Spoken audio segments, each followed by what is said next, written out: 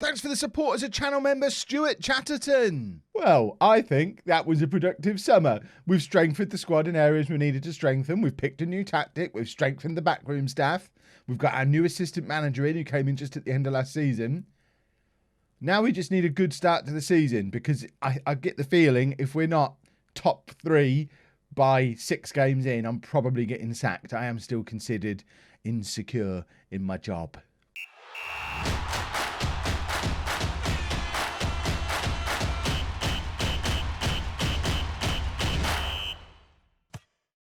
Hello and welcome to Club 4, Part 12 of Non-League to Legend. I'm Kevin. Coming up on today's episode, we have our first 2 games of the new Premier League season. We're away against Reading and at home against Bournemouth. If you missed the transfer special a couple of days ago, you missed probably the most, well, maybe the most important transfer special in the entire series because it's the one that makes or breaks this job at Tottenham. We had a lot of players who wanted to leave. Some of them got their way, including Hudson-Odoi, Harry Kane, Correa.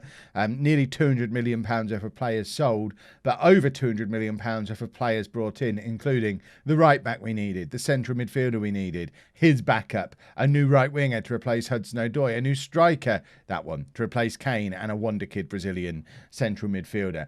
Lots of Brazilians. It's the summer of Brazil. We've taken Spurs from being a traditionally lots of English players team to lots of Brazilians, which to me has got to be an upgrade. I hear Brazil are quite good at football. So this is the team we're putting out there for the first day of the new season.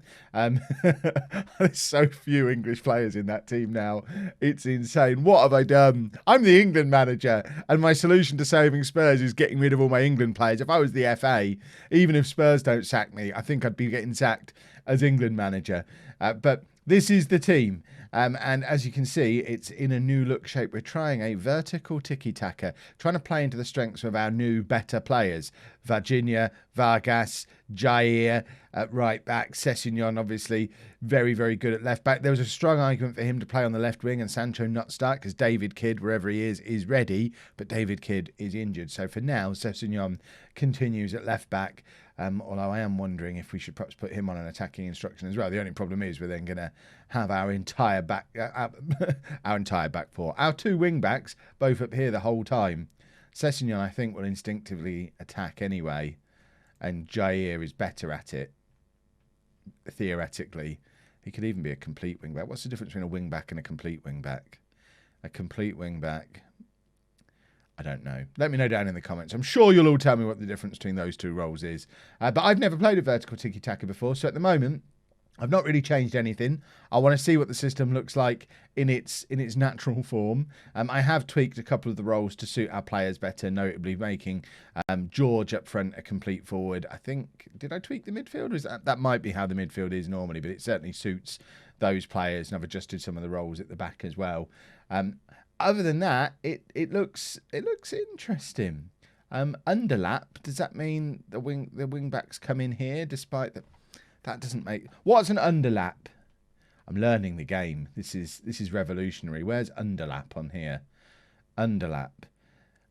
Instruct players on the left flank to hold onto the ball, and rather than waiting for a player to arrive from deep of an overlapping run, instead look for a teammate making a run inside and beyond them. So it's not really to do with fullbacks, I don't think, that instruction, is it? That's more about hovering here and expecting Gravenberch and Rott to do the running, presumably. I'm not sure how that's going to work. I'm more of an overlap man myself, but maybe that ruins the entire basis of a vertical tiki-taka. I might not be striking you as a man who's saved his job here. This is an absolute roll of the dice. I genuinely believe if we don't start with 4 or 5 wins on the bounce, I'm probably getting fired. I need to get myself away from being insecure in my job as quickly as possible. And on that note, I'm going to expect nothing but a win from today's game. Everyone's calm. Nobody seems very up for it, but it is an entirely new bunch of players. If we look through that team, there's new players everywhere on the pitch. Virginia with the first attacking movement of the game is a corner from that right-hand side. And now he's got a free kick in a similar position. There's George, and he's hit the crossbar, and it's bobbling around in the area. And we are looking dangerous early on, and this is positive. We're creating stuff from these set pieces. Varginha, again, it looks like he can hit a nice corner or free kick delivery from that right-hand side, which is a handy skill to have. Gravenberch plays it back to Fotheringham, who's actually getting a go in the team at centre-back, his proper position. I'm not guaranteeing that he's going to be our long-term centre-back, but we've signed so many midfielders. His days of playing in midfield are done.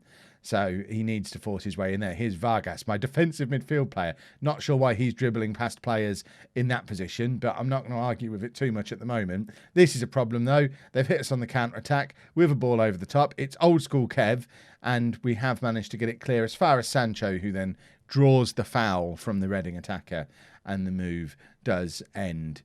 We've had nearly 70% of the possession so far. We've created chances. We're having shots. The one thing that's missing is applying a finish at the moment. I don't know at what point I panic and start changing. I guess we'll wait for the panic to occur naturally. Gravenberch with the free kick from this left-hand side, and Banfalvi is there. And we've gone 1-0 up just before half-time. Banfalvi is one of the few who did want to leave for Champions League football this summer, but agreed a price tag with me that was just too high, and no one wanted to come in and pay £90 million for him. So he is here for another year, and I think that is as big as any of our new signings, because he is the best young centre-back in the world, and he's the sort of player you can build a team around, and he has grabbed us the all-important first goal of a new era. A new era of playing vertical tiki-taka. George hasn't had a very good start to the game. The only player we've got on the bench who could come on and play as a striker is Dele Alli. So I guess Dele Alli might be coming on. Varginha's picked up a knock as well, which is a foot injury. It's not as mad as it seems bringing Dele Alli on, because this system, we are going to bring him on, this system wanted the attacker to play that role, I think. So I think that's a role Dele Alli can probably be quite good at. It's the only way he's going to get in the team now. Mason Greenwood sat there in the stands just absolutely flabbergasted at what he's witnessing. We're going to take off Varginha as well. We've got no right wingers to come on. We're going to have to move Jadon Sancho over to that side there. Maddison can come on and play over there. Sancho is going to come over here just as an ordinary winger. I don't know how that fits into a vertical tiki-taka, but we're not married to vertical tiki-taka and everything about it. We're taking this as our base point, our starting point, and we'll adjust it as we need to adjust it, and eventually we'll have our world-beating tactic. The important thing for today, though, is 3 points. Just get 3 points on the board and don't worry about anything else. I would love to be able to bring on another striker here and go to a diamond and stick Maddison in there, take Sancho off. I guess the other option, we could bring Sessegnon further forward, but then we don't have a left back. The squad's still not as balanced as it could be, is it? We're struggling for right wing type players. Vargas can apparently play there.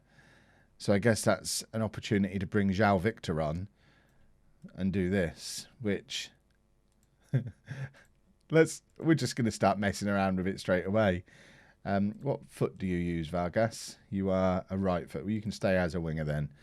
And that's my solution for a holding midfield player, boys and girls. Someone who's just as comfortable playing on the right wing. That's as defensive as I get for a midfield player. And João Victor, definitely not a holding midfield player. That is not where you should expect to see him playing going forward. But importantly, we have picked up our first 3 points of the season. I'm going to tell him it was a bit of a let-off, just to let them know the crazy Kev is still in there somewhere. But I actually think that was a really good performance. For a first game playing a new system, dynamics-wise, team cohesion is okay, but obviously there's a lot of new players in. We've still got a couple of players who want to leave. We're not used to playing this tactic. We're not used to half the players in the team. I actually think any kind of win is a positive to start the season off. And Varginha, let's just see if he's actually injured, because that'll be a problem. He's going to be out for a month. That is a bit of a problem, because now we're going to have to play Jadon Sancho on that right-hand side, because we didn't go out and sign lots of right wingers when we sold them all. Sessegnon, you're moving forward. David Kidd, you need to get fit. When's the next game? I hope we've got a week. We've got a week. We need to shuffle some things around. Here's an interesting thing. After that one win, immediately, I'm back to stable on job security. It's like the board have completely forgotten what happened last year, which I guess maybe they have. They're very disappointed that we're now not signing English players, and that we've not got the best youth system in the country anymore. So the thing that saved me last year, the long-term stuff, I have sacrificed a little bit to try and do some of the short-term stuff this season. But we are playing possession football. We're doing attacking football. We're not signing old players. We're still signing young players. We're playing entertaining football. We're working within the budgets. We're there for a lot of this stuff. They would just like some more good young English players. My counter argument to that would be, I'm not the head of youth development. This is what we've got. I signed him. He's done a bit of a Mick Powell, but maybe. But he's 17 years old and obviously not the answer yet. He's declining. And there's a couple of... He's had a big leap up. Is he any good? None of these are good enough to come into the team. So my argument to that one would be, how in control of that am I? Get a better head of youth development. Who hires and... It's me who hires and fires them, isn't it? I see it now. Well, somehow Kidd is still not fit. He had the orange illness. He had the orange injury last week. A week later, he's still orange. What's that all about? So Sessegnon remains at left back. James Maddison coming in on the left-hand side of the midfield as an inside forward. Who knew I'd be starting James Maddison this early in the season? Sancho, of course, going over to that right-hand side. In fact, we just need to adjust him into being a winger. Everyone else remains unchanged from the team that beat Reading in the last game. I mean, I'm not necessarily going to be sticking to a 4-3-3 with a balanced mentality in home games against lesser opposition forever. But I think while we're learning this tactic, it is important. It's important. We've got 3 tactics that we're training, but it's important to master the first one and then fiddle with it, I think. That's my theory. The temptation to go to a 4-2-3-1 today was very, very strong, but it just seems a little bit counterproductive when we know we can win games against teams like Bournemouth with a 4-2-3-1, and that's not enough for what the board want from us. What we need to do is learn how to be a little bit less attacking, a little bit less gung-ho, a little bit more defensively sound in games against good opposition. So we need to learn to do that, and we'll learn against teams like Bournemouth. We've picked up a penalty here in the first minute, I think. Is it Jair? I might just call him Jair.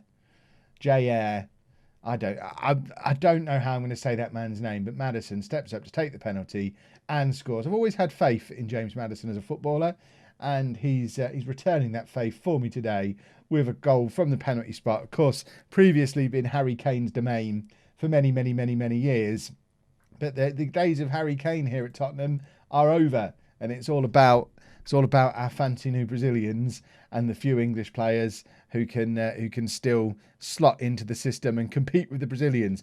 Van Velve's German, and then we've got Gravenberch, I think is Dutch, Rott is French. There's lots of nationalities here. It's almost like it's a modern Premier League football club. What a player we've got here for our new right back, by the way. Can we all just appreciate... You might have thought £50 million on a 19-year-old right back was too much, but can we all just have a little look at what he's done here? He picks the ball up there, and there's one man that he's just skipping past, just literally skipping past him. There's another one that skipped past him as well. Has the shot across goal. It rebounds into the path of George, who gets his first goal for the club. We're 2-0 up inside 10 minutes, and I think we might have a new star at right back. I need to learn to say his name because I feel like I'm going to be saying it a lot. I don't know how he's only showing as a 6.8 so far when he's created both goals. He was fouled for the penalty, and he's the one who had the cross shot for the second goal as well. 2-0 up and looking pretty comfortable. That's a nice situation to be in. I think it's rare I drop a bit of first half praise, but we'll have some first half praise. It's fired everybody up. They're not used to me being happy because I've been grumpy for so long. Gravenberch has now picked up a knock. We have got João Victor, who can just come straight on into that position, just to up our quota of Brazilians even further, with Varginho being injured. Virginia, I think it is. I need to learn to speak Portuguese. Don't look at the scoreboard and think we have to pick up where we just left off. Yeah, I like that as a team. I don't think I've seen that as an option before. Perhaps I've just not been paying attention. But Victor is going to be one of those players who is going to be trying to force his way into this central midfield fairly quickly. And the really exciting thing about this midfield that we've built is they're all young players. Vargas, I think, is 22. Rott is 22. Gravenberch, I think, 25. Victor, 21. We've got some very young, very talented midfield players who, if they do click, could be our midfield for years to come. And on that topic, Gibbs White, still only 27, I think. Yeah, 27. He's not done. He just needs to find a new role. What he really needs to do is learn to play on the right wing, which at the moment he's competent at doing. I need to make a mental note to get him training to play out there on the right wing, because I guess if we are playing relatively narrow, the way we are, very narrow in fact, having Maddison and Gibbs-White as our wide players wouldn't be a disaster, because they both want to be in here anyway, and that's effectively where they're going to end up in a very narrow system. Right, we're not going to make another change. We'll leave that for now. I think I want to get Orlando on. I want to give some other strikers the opportunity to have a go in this team. Greenwood's still not made it onto the bench yet this year with his 350 grand that he earns. I am going to take Sancho off. And again, Orlando, this is where Greenwood might be in with a shout, because he can play on the right-hand side. We'll stick Ali out there because at least he can do it, sort of. And we'll just leave him as a winger. It's not ideal, but we've got this game won already, and we're completely in control. I don't mind there being no highlights and nothing really happening in this second half. We got the job done in the first half. Gibbs-White, looking to show me why he deserves to be starting again. And to be fair, I don't think he ever did anything wrong. It's just the system change that has forced him out of the team. And here's Jair again. I don't know. Gibbs-White trying to muster something up, and he does. That's beautiful from Gibbs-White. He's skipping past players as well. The little bit of creative freedom they've got in this system. It seems we've got some talented footballers here at Spurs. Perhaps they don't just need to be on a high press and kicking the ball hard all the time. Who knew they can play football a different way? Vargas, my winger slash defensive midfielder. Banfalvi bringing the ball forward. We look like a good team all of a sudden. I know we've played against Bournemouth and Reading in these opening matches, so let's try not to read too much into it. But I'm really enjoying what I'm seeing. Maddison crosses over to Jair. Gibbs-White, Vargas, out to Sessegnon. Look at the amount of white shirts in the penalty area for Sessegnon to pick out. He finds Maddison. João Victor to Vargas. Vargas shoots, and just wide from Vargas, who I say again is our holding midfield player. Might have to just have a little word with him when we're playing against better teams and just stick him on a defend instruction rather than the support instruction he's on, because he does spend an awful lot of time hovering around on the edge of the opposition area for a holding midfield player. But I don't think that first 2 games of the season could have gone any better for us. We find ourselves 2 wins from 2, 3rd in the Premier League, playing good football. I hope we don't have Arsenal next, because that's a huge test then. Arsenal, Everton and Southampton were both banana skins last year. Then it's into the Champions League and Liverpool. I mean, we've had our easy run in. Now we see how good this system is in what's going to be a nightmare bunch of games, and we'll probably come back for... Oh, it's not Champions League, of course, is it? It's Europa League. I'm so used to being in the... We've only been in it once, and I'm so used to being in it already. We'll probably come back for maybe the Europa League and the Liverpool game, or maybe that's a little bit soon. We'll see how things are going. Obviously, if everything's going disastrously and I'm about to get fired, I'll come back sooner. Otherwise, we'll come back. We'll come back when it's interesting in a couple of days' time. If you've enjoyed that, please make sure you leave a nice big thumbs up on there for me. Subscribe to the channel for daily Football Manager videos. And thank you very much for watching.